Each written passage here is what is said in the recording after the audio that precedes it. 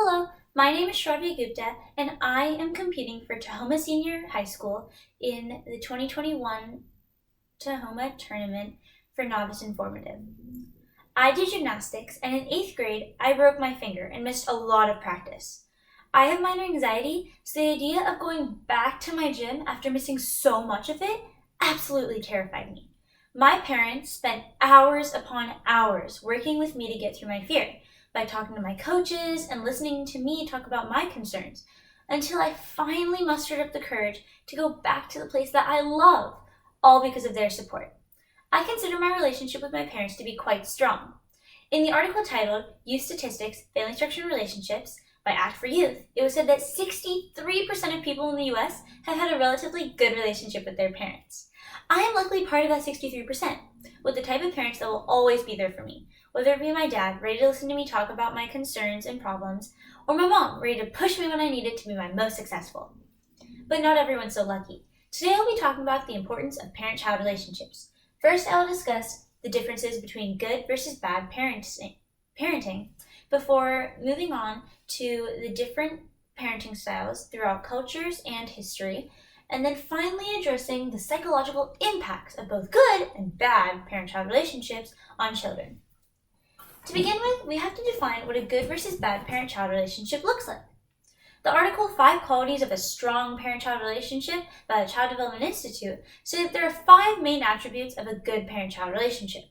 For starters, both the parent and the child should always feel physically and mentally safe. Safety, according to the Child Development Institute's article, is at the core of bonding and self-regulation. Through these interactions, a trust is built that will last a lifetime. The second quality of a good parent-child relationship is love, specifically unconditional love.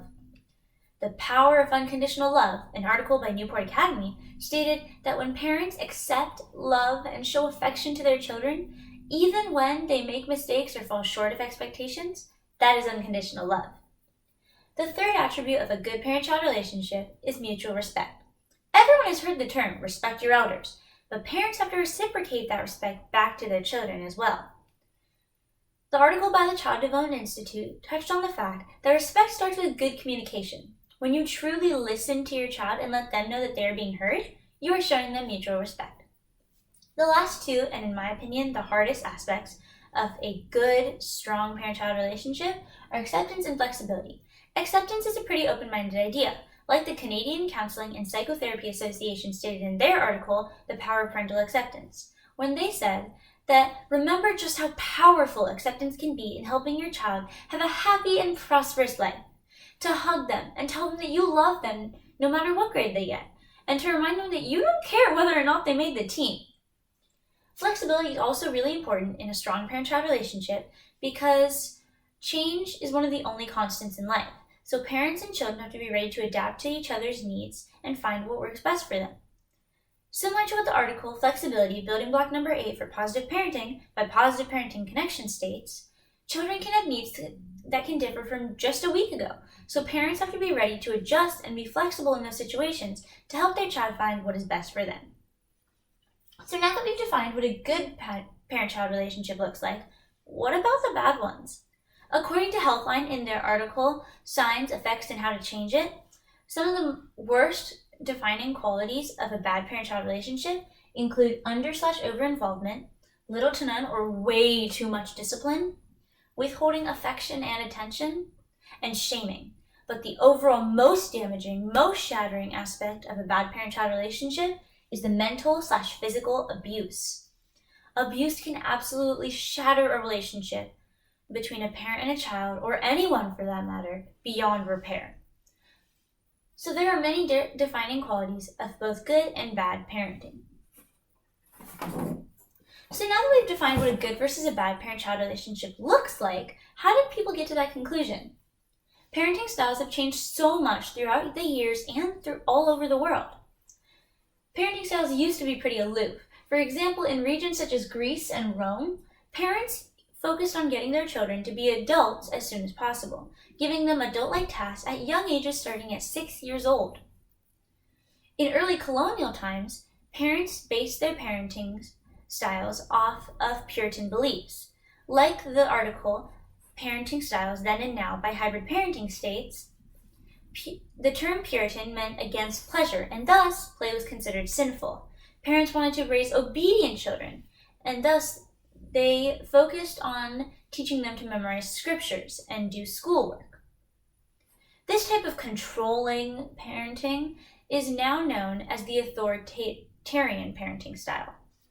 Authoritarian parents, according to 8 Characteristics of Authoritarian Parents by Verywell Mind, represents the most controlling style of parenting. Rather than valuing self-control and teaching children to manage their own self-behaviors, the authoritarian parent focuses on adherence to authority. It mostly exists in Asian cultures, such as India. Another parenting style is the authoritative parenting style, which is actually the most well-known and most successful parenting style in our modern world today.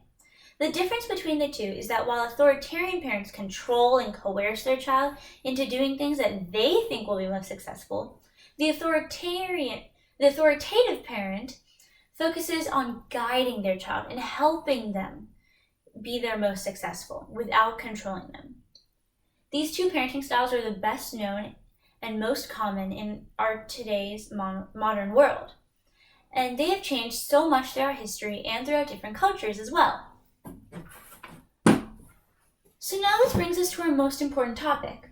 What are the psychological impacts of these good and bad parent-child relationships on children? In good parent-child relationships, one of the most defined effects is better child development. The article, Why the Parent-Child Relationship is Important by Parenting NI, stated that children that have a secure and healthy relationship with their parents are more likely to have a happy and successful relationship with others in their life as well. Good parent-child relationships can also lead to children being more caring, more affectionate, and having better people skills.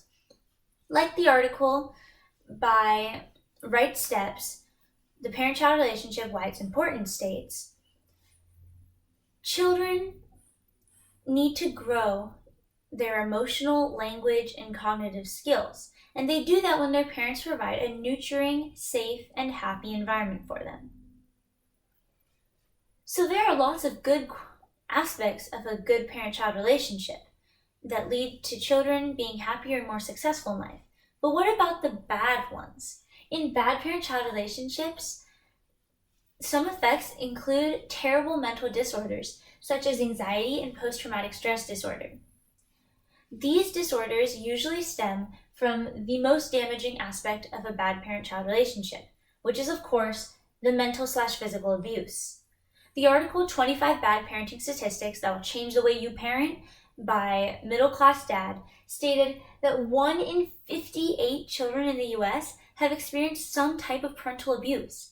That is so many children that are now susceptible to these mental disorders.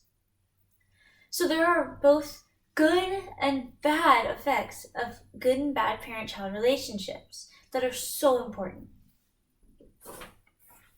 All in all, parent-child relationships are so important.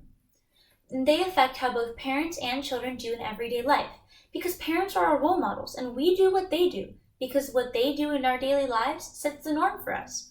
My parents have been my role models, guiding me throughout my hard times, like when I broke my finger in gymnastics. They've always been there for me.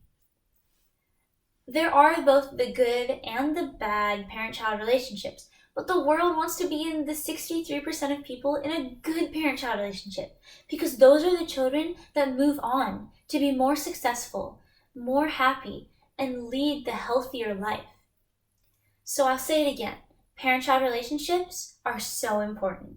Thank you so much.